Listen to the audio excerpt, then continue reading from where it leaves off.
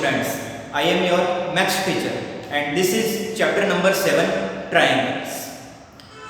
आज का first topic है कॉन्ग्रुएंस ऑफ ट्रायंगल्स। सबसे पहले देखते हैं कॉन्ग्रुएंस क्या होता है। जब दो या दो से ज़्यादा फिगर्स साइज में भी और शेप में भी सेम टू सेम होते हैं या इक्वल होते हैं तब अपन बोलते हैं कि वो दोनों डायग्राम्स या वो दोनों फिगर्स कैसे हैं, कॉन्ग्रुएंट फिगर्स हैं। और इस कंसेप्ट को अपन बोलते हैं कॉन्ग्रुएंस, यानी दो या दो से ज़्यादा फिगर्स साइज में भी और शेप में भी सेम हो तो उसको अपन बोलते हैं कॉन्ग्रुएंट फिगर्स। अब अपन बोलते हैं कि कॉन्ग्रुएंस ऑफ ट्रायंगल्स, यानी दो ट्रायंगल्स कब कॉन्ग्रुएंट होंगे। जब एक ट्रायंगल की सारी साइड्स और सारे एंगल्स दूसरे ट्रायंगल की करस्पॉन्डिंग साइड्स और करस्पॉन्डिंग एंगल्स के इक्वल होते हैं तब अपन उसको बोलते हैं कि वो दोनों ट्रायंगल्स कॉन्ग्रुएंट ट्रायंगल्स हुए। कॉन्ग्रुएंसी का सिंबल इस तरह का होता है, इसको बोलते हैं कि ये कॉन्ग्रुएंसी का सिंबल है। अब अपन कहते हैं कि जब दो ट्रायंगल्स कॉन्ग्रुएंट हैं तो वो किस रूल से कॉन्ग्रुएंट है, means the conditions for congruence of triangles, यानी किसी दो ट्रायंगल्स के कॉन्ग्रुएंट होने की क्या क्या कंडीशंस हैं। तो वो टोटली 5 कंडीशंस हैं।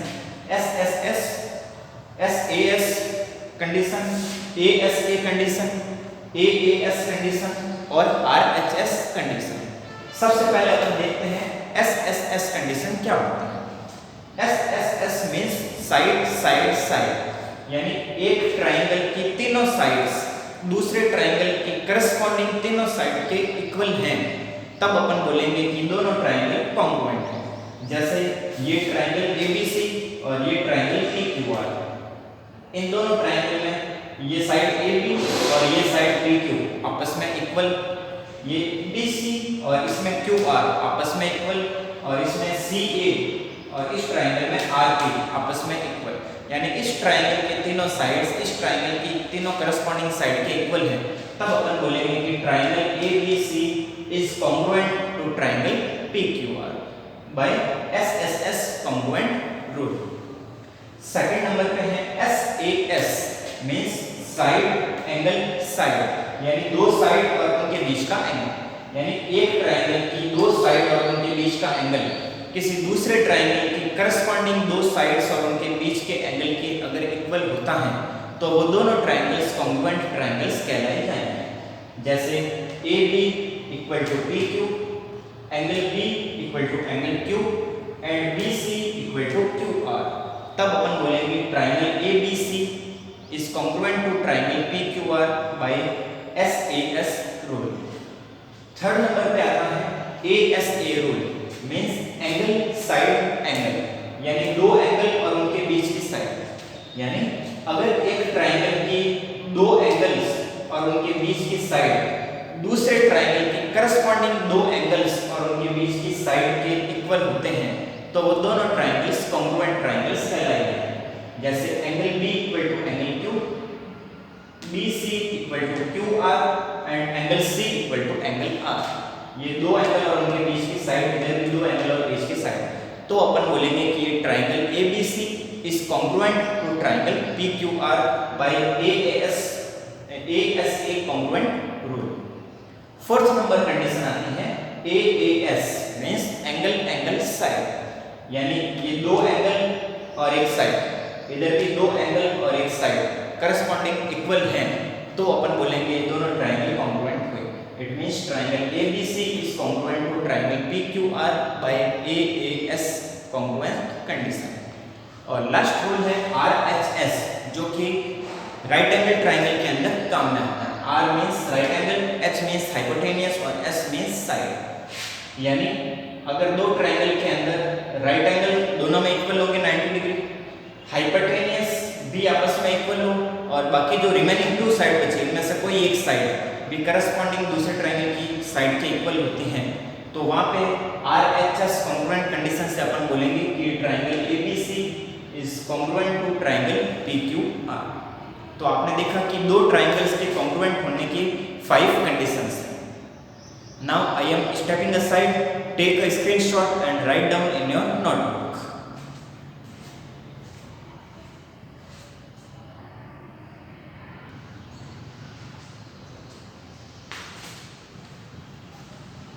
Now exercise 7.1 question number 1। First question के अंदर डायग्राम दे रखे हैं। इसमें आपको ये कहा गया है कि ये दो लाइन AC और AD आपस में इक्वल है और ये लाइन AB जो है वो एंगल A का बाइसेक्टर है। एंगल A का बाइसेक्टर मींस आधा एंगल ऊपर और आधा एंगल नीचे। ये इंफॉर्मेशन क्वेश्चन में गिवन है। अब आपको प्रूव करना है कि ये दोनों ट्रायंगल आपस में कॉन्ग्रुएंट हैं। ये चीज प्रूव करनी है और साथ में बताना है कि BC और BD इनका आपस में क्या रिलेशन है। ये है आपका क्वेश्चन। तो जब दो ट्रायंगल में कॉन्ग्रुएंस प्रूव करनी है तो अपन इस मेथड से सॉल्व करते हैं कि पहले दोनों ट्रायंगल्स का नाम।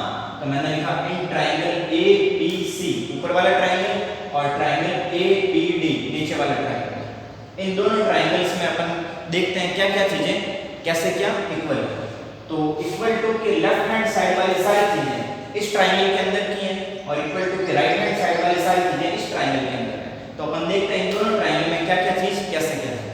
फर्स्ट अपन देखते हैं AC इक्वल टू AD जो कि क्वेश्चन में दे रखा है। यानी ऊपर वाले ट्रायंगल की ये साइड AC और नीचे वाले ट्रायंगल की ये साइड AD आपस में इक्वल है। तो मैंने लिखा AC इक्वल टू AD। ऐसा क्यों लिखा? क्योंकि क्वेश्चन में गिवन है। नेक्स्ट एंगल के बारे में अपन बात कर रहे हैं कि लाइन AB जो है वो एंगल A का बाइसेक्टर है। एंगल A का बाइसेक्टर मतलब जो ये एंगल A है उसका आधा पार्ट ऊपर वाले ट्रायंगल में जा रहा है और आधा पार्ट नीचे वाले ट्रायंगल में जा रहा है और दोनों एंगल जो बन रहे हैं वो इक्वल है। तो ये दोनों एंगल इक्वल है लिखे हुए हैं। मैंने लिखा एंगल CAB और एंगल DAB ये दोनों एंगल आपस में इक्वल है। और ऐसा क्यों है? क्योंकि AB bisects angle A। Third number पे ये साइड AB, ये जो साइड है AB वो ऊपर वाले ट्रायंगल में भी है और यही साइड नीचे वाले ट्रायंगल में भी है। तो दोनों की लेंथ इक्वल रहेगी। इस वजह से लिखा AB equal to AB because of common. तो ये साइड ये एंगल और ये साइड, तो side angle side means SAS rule यहाँ पे लग रहा है। तो मैंने लिखा by SAS congruence rule triangle ABC and triangle ABD are congruent. तो triangle ABC is congruent to triangle ABD। और अपन जानते हैं कि जब दो ट्रायंगल्स आपस में कॉन्ग्रुएंट होते हैं तो एक ट्रायंगल की तीनों साइड दूसरे ट्रायंगल की करस्पॉन्डिंग तीनों साइड के इक्वल और साथ में एक ट्रायंगल के तीनों एंगल भी दूसरे ट्रायंगल के तीनों करस्पॉन्डिंग एंगल के भी इक्वल होते हैं। तो यहाँ पे अपने को ये तो दोनों ट्रायंगल में कॉन्ग्रुएंस प्रूव करनी थी जो कि अपन ने कर दी है। और लास्ट में पूछा गया है कि BC और BD में क्या रिलेशन है। तो अपन देखते हैं कि BC इस ऊपर वाले ट्रायंगल की एक साइड है और नीचे वाले ट्रायंगल की साइड है BD। तो इसलिए अपन ने लिखा BC इक्वल टू BD। क्यों? क्योंकि ये दोनों ट्रायंगल कॉन्ग्रुएंट है और कॉन्ग्रुएंट होने की वजह से सारे 6 एलिमेंट इस ट्रायंगल के और इस ट्रायंगल के दोनों के आपस में इक्वल होंगे। तो इस चीज के लिए लिखा जाता है CTCT means corresponding parts of congruent triangle. यानी दोनों ट्रायंगल कॉन्ग्रुएंट प्रूव हो चुके हैं तो उनके करस्पॉन्डिंग पार्ट्स भी आपस में इक्वल होंगे। तो ये BC और BD आपस में करस्पॉन्डिंग पार्ट्स हैं, इस वजह से ये इक्वल होंगे। ये था क्वेश्चन नंबर 1 का solution. Now question number 2। Second question के अंदर आपको क्वेश्चन डायग्राम दे रखा है। इस डायग्राम के अंदर ही आपको क्वेश्चन में ये बोला गया है ये लाइन AD और ये लाइन BC आपस में इक्वल है जो कि मैंने यहाँ पे टिक मार्क से किया है। और साथ में ये एंगल BAD और ये एंगल ABC ये भी आपस में इक्वल है, क्वेश्चन में दे रखा है। अब आपको क्या प्रूव करना है? आपको बताना है कि ये ट्रायंगल ABD ये वाला ट्रायंगल ऊपर वाला और साथ में ये ट्रायंगल BAC ये नीचे वाला ट्रायंगल ये दोनों ट्रायंगल आपस में कॉन्ग्रुएंट है।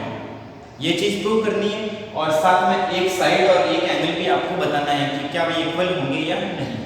तो सबसे पहले अपन देखते हैं कि जिन दो ट्रायंगल में कॉन्ग्रुएंस प्रूव करनी है उन दोनों ट्रायंगल्स के नाम लिखते हैं। तो मैंने लिखा इन ट्रायंगल ABD ये ऊपर वाला ट्रायंगल ABD ये ट्रायंगल और नीचे वाला ट्रायंगल BAC इन दोनों ट्रायंगल्स में AD इक्वल टू BC ये AD और ये BC आपस में इक्वल है क्योंकि क्वेश्चन में गिवन है। फिर अपन देखते हैं कि ये दोनों एंगल भी आपस में इक्वल है। Angle DAB equal to angle CBA क्योंकि क्वेश्चन में गिवन है। और उसके बाद अपन देखते हैं कि ये जो साइड AB है वो इस ट्रायंगल में भी काम आ रही है और यही साइड AB इस ट्रायंगल में भी है। तो एक साइड अगर दोनों ही ट्रायंगल में हो रही है तो उसको बोलते हैं common side.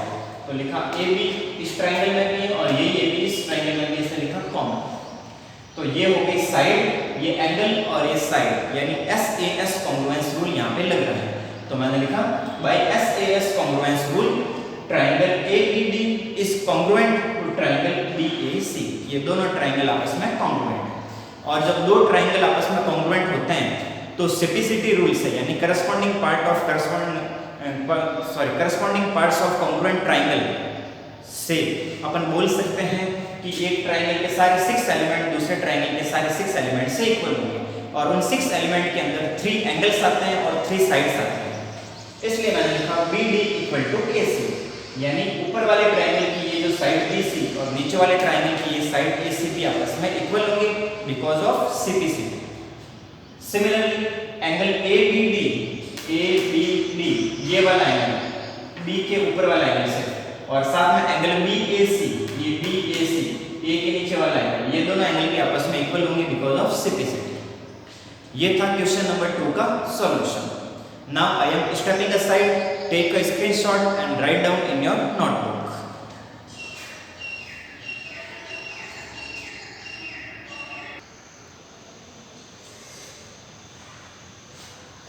Now question number 3, third question के अंदर आपको ये दे रखा है कि लाइन BC और DA ये दोनों ही इस लाइन AB के ऊपर परपेंडिकुलर है।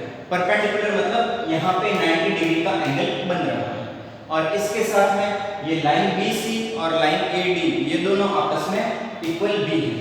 ये इंफॉर्मेशन आपको क्वेश्चन में गिवन है। तो अब आपको प्रूव करना है कि एक तो ये दोनों ट्राइंगल आपस में कॉन्ग्रुएंट होंगे, और दूसरी चीज प्रूव करनी है कि ये जो लाइन है CD वो इस लाइन AB को बाइसेक्ट करती है, यानी CD लाइन AB को बाइसेक्ट करती है, मिड पॉइंट है O। ये चीज आपको प्रूव करनी है। तो पहले हम देखते हैं इन दोनों ट्रायंगल्स में कॉन्ग्रुएंस। तो मैं लिखता हूं फर्स्ट इन ट्रायंगल OBC, ये ऊपर वाला ट्रायंगल OBC और उसके बाद ये नीचे वाला ट्रायंगल OAD, इन दोनों ट्रायंगल के अंदर सबसे पहले तो ये एंगल, ये दोनों एंगल वर्टिकली अपोजिट एंगल आपस में इक्वल होंगे। तो मैंने लिखा एंगल BOC और एंगल AOD ये दोनों आपस में equal because of vertical opposite. Second number पे ये एंगल B और ये एंगल A जहां पे 90 डिग्री का एंगल बन रहा है आपस में इक्वल, तो angle B equal to angle A because of right angle. और साथ में ये लाइन BC और ये लाइन AD जो कि इक्वल है, क्वेश्चन में दे रखा है BC इक्वल टू AD।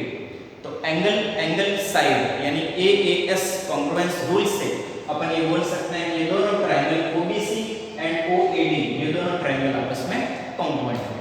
और जब दो ट्रायंगल आपस में कॉन्ग्रुएंट होते हैं तो वहां पे सिपिसिटी रूल से अपन बोल सकते हैं कि OB इक्वल टू OA, यानी ये OB और ये OA ये दोनों आपस में इक्वल है। इट मींस O पॉइंट जो है वो AB का मिड पॉइंट है।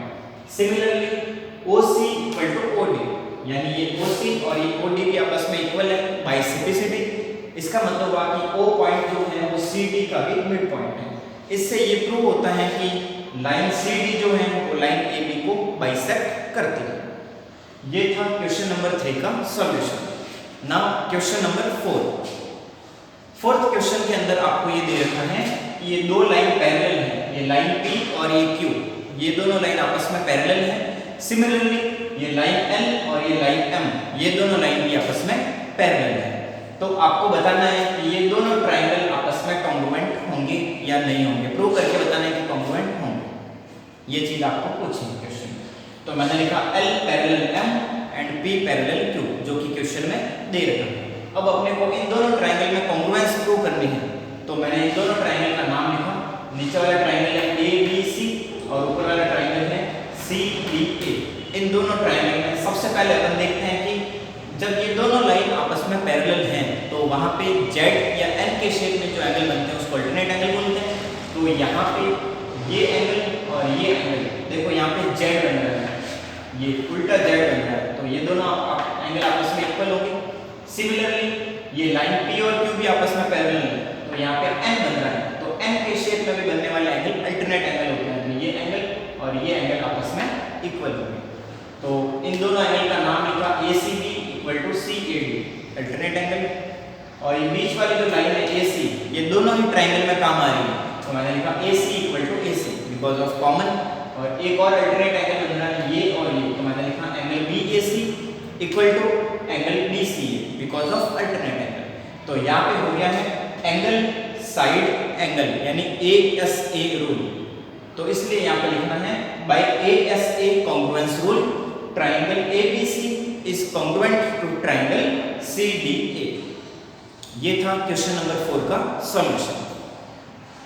Now if you have any doubt then you can come to school and contact me from 9 AM to 1 PM. Thanks.